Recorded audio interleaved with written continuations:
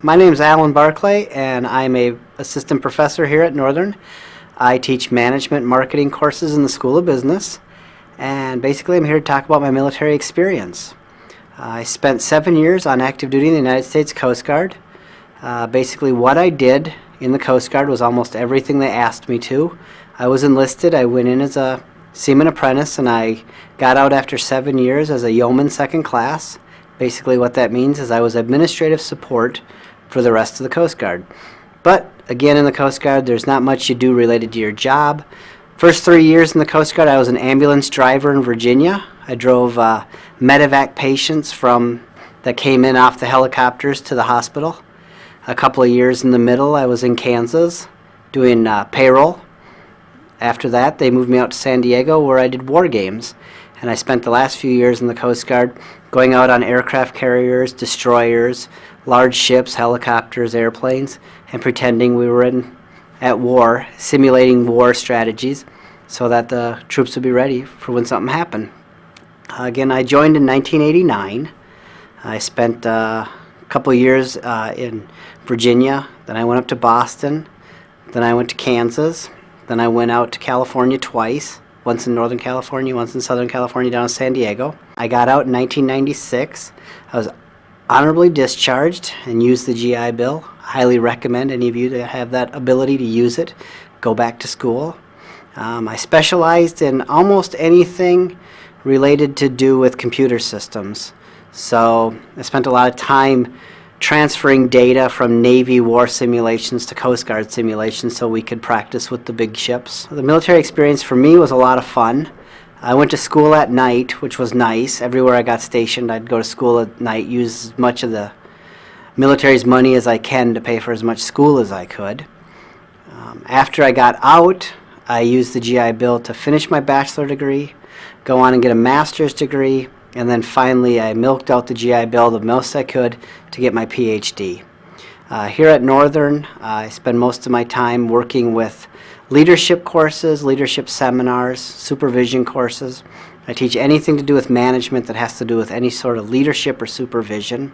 I don't run across a lot of military students in my classes. The ones I do, I feel like I bond with very quickly. And the reason why I bond with them is as soon as I say I was in the military, or when they introduce themselves as being in the military, we have that, oh, I was there. And it was really nice to be able to break that ice and get the military students to talk about their experiences, especially teaching my subject, leadership and supervision. Most leadership information that we have in the corporate world has come out of the military. We're still following stuff that Alexander the Great started back 300 years BC. So anytime there's a military person in class, I like to draw out their supervision or their leadership experience to share with the students that don't have that type of background. What's it like for you as a military student to have that experience one day driving a tank or one day handling a very expensive piece of machinery to now being a college student? How can you transfer those skills? I think military students bring a lot to campus based on their experience traveling, their experience interacting with multiple cultures, and their experience dealing with people from around the world. Bring that here to South Dakota and share that experience in the classroom. It's invaluable. I think the military members can help a lot more in the classroom with the students who've never had jobs or have never left the state or have never had big responsibilities as in driving a ship or something, and share that to tell them that, you know, our experience does relate to something, especially in management, leadership, and supervision. You know, what Northern, on the other hand, offers, I think, to these students is South Dakota is a very patriotic state from my perspective. We're very proud of our military members. We honor them very highly. And I think the students that have not served, for them, they actually respect the students that have served. I've been at other universities where that's not always the same. Those values don't exist. So I like the fact that the students seem to get along very well, and Northern's a very comfortable place for students that have a military background. Basically, for students that have a military background, I think Northern is a great place for them, very supportive.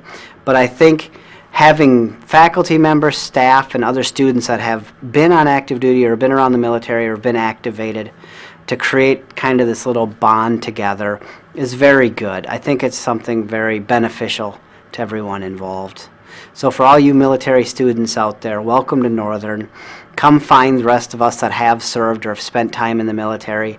Let's talk about it. Let's see what we have in common, and let's use your experience in the military to enhance the experience of the students that haven't been in. Let's use it for a positive perspective.